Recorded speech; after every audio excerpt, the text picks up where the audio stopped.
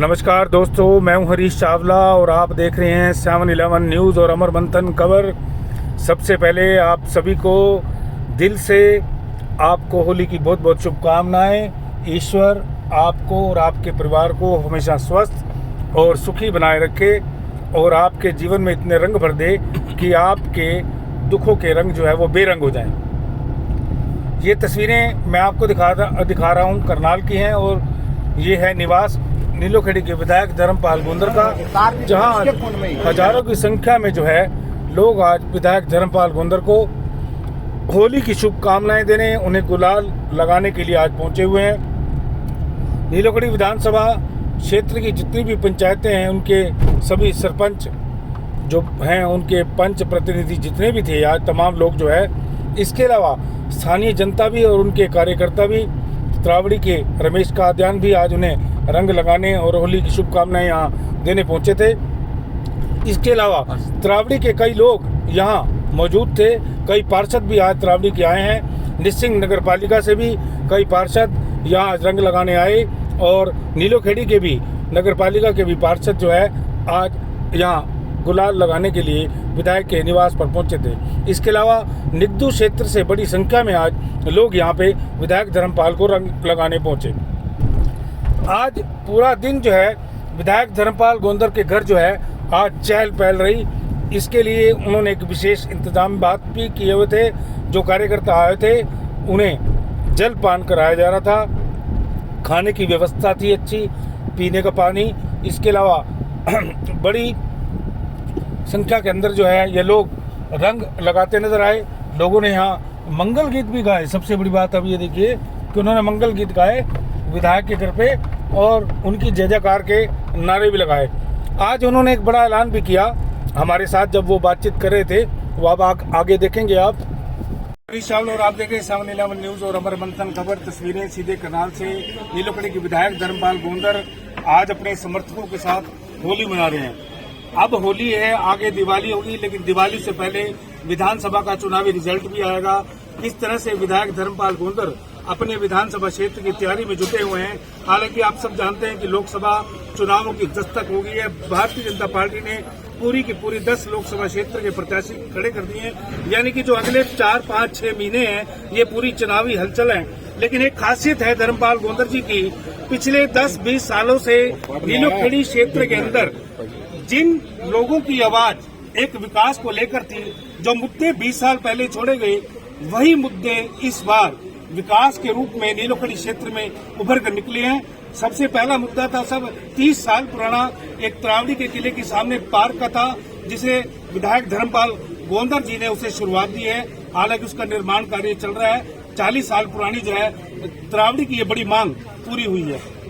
विधायक जी, आप समर्थकों के साथ बड़े होली खेल रहे हैं, आपको कैसा लग रहा है कि आज हजारों लोग आपके घर आपको रंगीन बनाने के लिए आए हैं? क्या जनता चाहती है कि आप भारतीय जनता पार्टी की टिकट पर चुनाव लड़ेंगे या जनता की टिकट? देखिए, सबसे पहले तो मैं आप सभी का भी नीलोखेड़ी हल्का वासियों का धन्यवाद करता हूं और होली की अपनी तरफ से, अपने परिवार की तरफ से बहुत बहुत शुभकामनाएं देता हूं।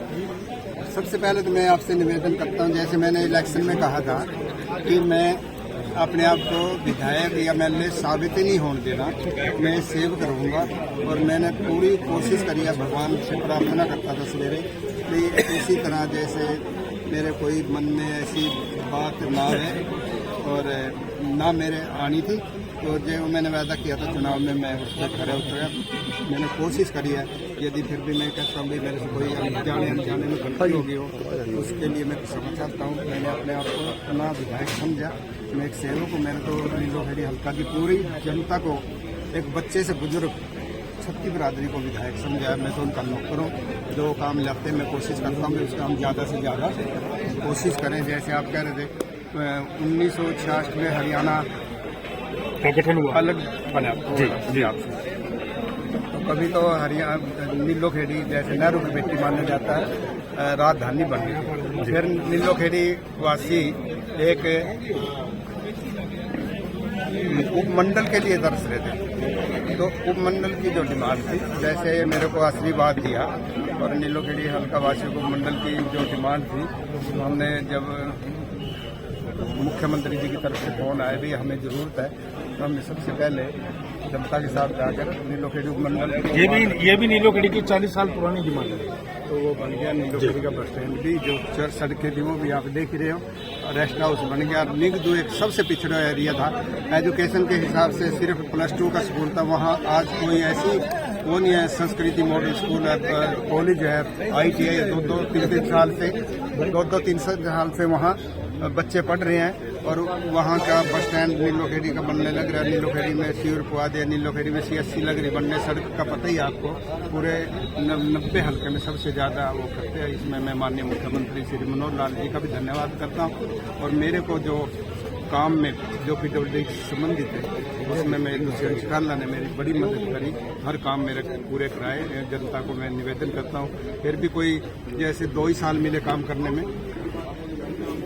क्यों कोरोना ने बड़ी 3 साल कोरोना में चले गए, तो जो कोई थोड़ा बहुत काम रह गया, यदि जनता मेरे काम से खुश हो, मैं एक निवेदन और करता हूँ, एक बार और मुझे मौका दें। वैसे आपको नीलोखेड़ी की जनता एक साधारण मानती है भी, आप विधायक नहीं, एक साधारण व्यक्तित्व वाले व्यक्ति है, ये बात जग जाहिर है, इसको नीलोखेड़ी की जनता स्वीकार करती है। तो जनता ये पूछ रही है कि क्या इस बार धर्मपाल जी गोंदर टिकट पे लड़ेंगे किसी पार्टी की, या हमारी टिकट पर लड़ेंगे? जनता की सवाल अब भी मेरा भाई।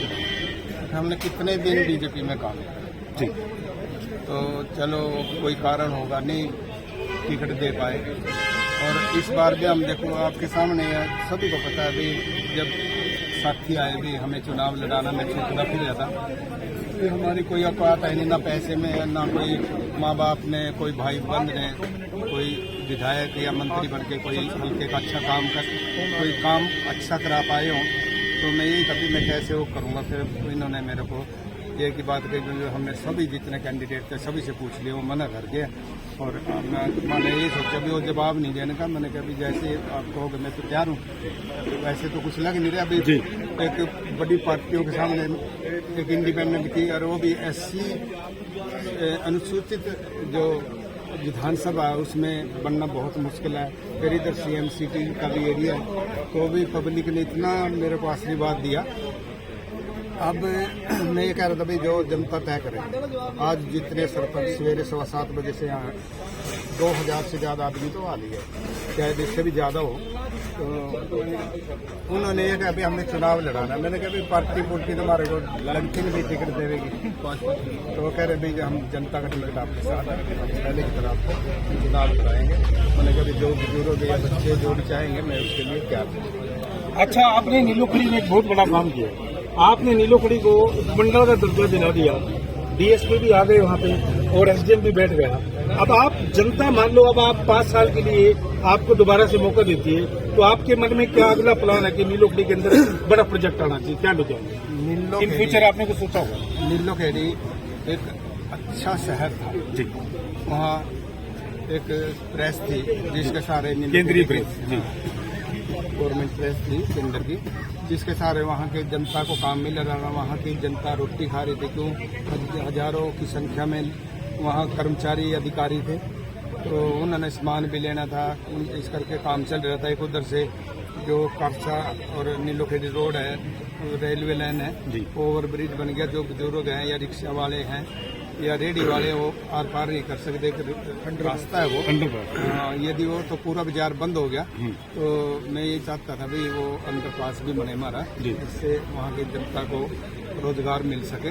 और जो नीलोखेड़ी में अनाज मंडी थी थोड़ी थी, वो हमने 4.5 साल लगते, पहले से ही डिस्प्यूट हो रहा था उसमें, वो बाड़े शिफ्ट कराती है, वो मंडी वहाँ शिफ्ट हो जाएगी। यहाँ जो पब्लिक चाहेगी भी यहाँ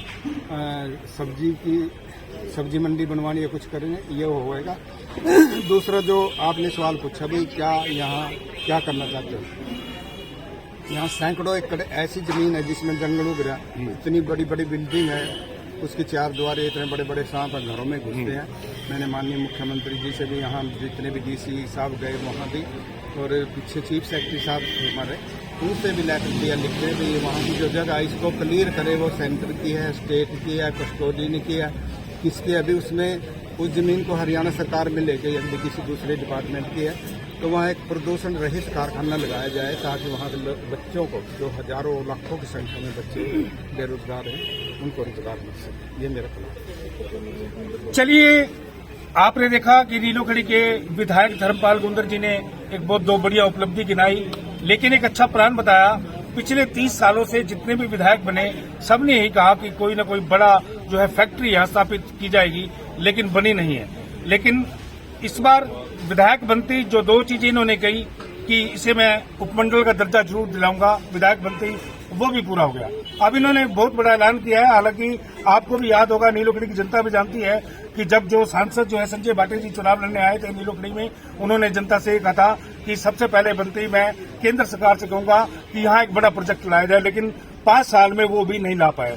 लेकिन कहते हैं कि विधायक धर्मपाल गोंदर जी चुनावों से पहले जो ऐलान करते हैं उसे पूरा करवाने में पूरी अपनी ताकत झोंक देते हैं। और अब इन्होंने यही कहा, ऐलान किया है कि अगर जनता ने मुझे नीलोखेड़ी में दोबारा फिर से मौका दिया तो जो केंद्रीय प्रेस बंद पड़ी है, जिसमें सांप अजगर घूम रहे हैं, जो सांप अजगर लोगों के घरों में घुस रहे हैं और लोगों का रोजगार छिन गया, वह काफी लोगों को रोजगार मिल सकता है। अब धर्मपाल जी का ऐलान है कि अगर जनता ने मौका दिया तो वहां एक बहुत बड़ी औद्योगिक इकाई स्थापित की जाएगी। विधायक जी, आपके और आपके समर्थकों को होली की बहुत बहुत शुभकामनाएं, और आपको हम पहले से ही आपको एडवांस में बधाई देते हैं कि आप इतना बड़ा ऐलान कर रहे हैं, और परमात्मा आपको दोबारा मौका दे और ताकि आप ये फिर से काम कर सको। आपका बहुत बहुत धन्यवाद। आप सबको भी शुभकामनाएं।